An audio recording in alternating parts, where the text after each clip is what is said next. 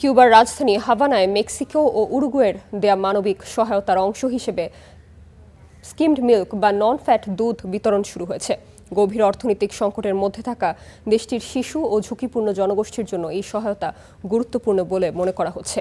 গত 18 মে মেক্সিকো থেকে যাত্রা করা এশিয়ান কাটরা নামের একটি জাহাজ হাভানা বন্দরে পৌঁছায়। কিউবার রাষ্ট্রীয় গণমাধ্যমের তথ্য অনুযায়ী জাহাজটি মেক্সিকো ও উরুগুয়ের সহায়তা হিসেবে পাঠানো বিভিন্ন সামগ্রী ছিল, যার মধ্যে দুধও অন্তর্ভুক্ত ছিল। গত সপ্তাহের শেষে রাজধানীর বিভিন্ন রেশন এবং সরবরাহ কেন্দ্রের মাধ্যমে এই দুধ বিতরণ কার্যক্রম শুরু হয়। এমন সময়ে এই সহায়তা পৌঁছেছে যখন কিউবা সাম্প্রতিক কয়েক দশকের মধ্যে সবচেয়ে কঠিন অর্থনৈতিক সংকটের মুখোমুখি।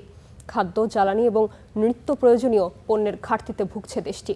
কিউবা সরকার এবং বিশ্লেষকদের একাংশ এই সংকটের পেছনে যুক্তরাষ্ট্রের দীর্ঘদিনের অর্থনৈতিক ও বাণিজ্যিক নিষেধাজ্ঞাকে অন্যতম প্রধান কারণ হিসেবে উল্লেখ করে আসছেন।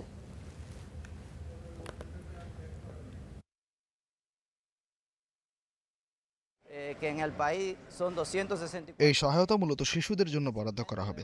বর্তমানে দেশে 1 থেকে 6 বছর বয়সী প্রায় 2,64,000 শিশু রয়েছে। এছাড়া 15,000 গর্ভবতী নারী এবং শিশু পুষ্টি কর্মসূচির আওতায় থাকা 10,000 শিশু এই সুবিধা পাবে। এর পাশাপাশি শিশু হাসপাতাল ও শিশু যত্নকেন্দ্র সহ সামাজিক খাতেই এই সহায়তা ব্যবহার করা হবে। ফটোভোল্টাইক পার্ক এবং কিছু বিদ্যুৎ সংশ্লিষ্ট যন্ত্রপাতি নিয়ে আলোচনা চলছে, বিশেষ করে তাপবিদ্যুৎ কেন্দ্রগুলোর প্রয়োজনীয় সরঞ্জাম নিয়ে। এ বিষয়ে উরুগুয়ের রাষ্ট্রীয় বিদ্যুৎ কোম্পানি ইউটিই এবং কিউবার জাতীয় বিদ্যুৎ ইউনিয়ন ইউএনইর মধ্যে আলোচনা অব্যাহত রয়েছে। দুই প্রতিষ্ঠানের মধ্যে দীর্ঘদিনের সহযোগিতা, যোগাযোগ এবং পারস্পরিক সম্পর্ক রয়েছে।